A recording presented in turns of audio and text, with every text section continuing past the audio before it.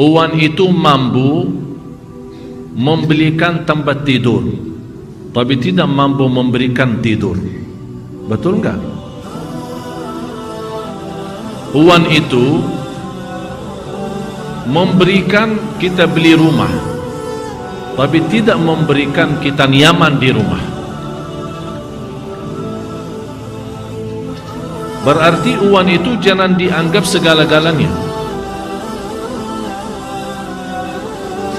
Orang-orang yang merasa uang itu segala-galanya berarti salah ngerti, salah faham terhadap uang. Malah justru keadaan uang itu membuat kita lalai dan menjauh dari Allah Subhanahu wa ta'ala. Oleh karena itu kata Rasulullah SAW, fitnah umat ini adalah uang. Salah satu fitnah. Gara-gara uang pembunuhan, gara-gara uang bermusuhan. Dan salah satu musibah yang sering tidak diperhatikan oleh kaum masyarakat Islam di Indonesia soal warisan.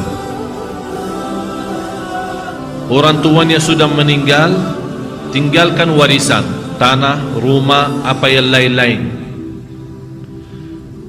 Sekarang banyak umat Islam memfikirkan, tidak usah dibagi, kita kan sama-sama saudara, kita sama-sama damai, sama-sama baiklah. Mau kenapa bagi? Tidak usah dibagi, biar berjalan lancar seperti itu, seperti biasa aja. Ini juga, ini termasuk salah satu salah besar. Namanya ada warisan, segera dibagi. Sistem bagiannya ada dua. Bisa dibagi secara total, masing-masing mengambil haknya, sahamnya, atau dibagi secara hitungan supaya masing-masing tahu haknya apa. Misal ada dua saudara, ayahnya meninggal tinggalkan satu rumah. Bagaimana cara membagi rumah? Tidak mungkin dipecah dua dibagi, tidak. Tapi kira-kira pasarannya berapa? 1 miliar. Berarti saya sama anda sudah tahu nasib kita dari sisi hitungan. Kalau ada satu minta haknya sekarang, wajib bagi yang kedua memberikan. Bagaimana caranya? Kalau anda tidak mau jual rumah, anda wajib membayar hak sebagian ini, berarti menjadi rumah itu milik anda sendiri. Ini persoalan banyak yang sekarang menghadapi masalah karena orang tuanya meninggal, kemudian ibunya meninggal, tidak dibagi warisan sekian lama. Begitu anaknya dan cucu mereka sudah membesar, muncul banyak masalah. Sekarang bingung hitungannya, dan di luar membingung hitungannya, masalah-masalah antara saudara dan keluarga.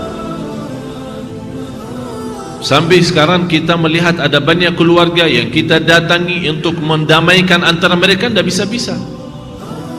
Akhirnya mereka sampai sekarang mengurus di mahkamah, di pengadilan supaya selesaikan masalah ini. Inilah akibat kita melanggar sistem Islam, melanggar sistem Allah. Warisan itu hak ahli waris, dan tidak boleh ada seorang waktu dia masih hidup, dia sudah merasa mau mati, merasa mau meninggal, dia bilang anak saya semuanya jahat, anak saya tidak salih, tidak salihah, saya wakafkan semua harta saya untuk di jalan Allah. Tidak boleh. Biar dia meninggal dunia, tidak boleh menjalankan wasiatnya. Karena di sini ada menzalimi hak ahli waris. Jadi harus kita berfikir baik-baik. Orang yang pun, apalagi yang bertanggung jawab soal warisan, itu amanat yang paling berat. Kalau ada seorang tua meninggal tapi anaknya masih kecil, termasuk anak yatim, menwakili seorang lain untuk menguasai hartanya dan kontrol hartanya sampai anaknya ini dewasa, ini paling berat tugas. Karena ancaman dari Allah, orang yang menjaga memelihara harta anak yatim tapi dia makan dari harta itu tidak sesuai ajaran Islam, akan dia makan dari api neraka nanti di hari kiamat. Itu tugas yang paling berat. Harus kita ngerti jamaah sekalian, kalau soal harta halal akan dihisab oleh Allah, harus kita fahami itu. Sekarang orang berfikir kalau halal alhamdulillah selamat, belum tentu. Yang halal belum tentu selamat, apalagi yang haram. Yang halal dihisab oleh Allah dari mana dan kemana. Sekarang banyak berfikir sumber uangnya jelas 100% halal, tapi pengeluarannya yang tidak jelas, sembarangan, membelanja tanpa mubazir. Ini semua akan ditanya, dihisab oleh Allah. Jadi harta yang halal 100% akan dihisab oleh Allah, dan harta yang haram bukan dihisab, diazab langsung, diazab.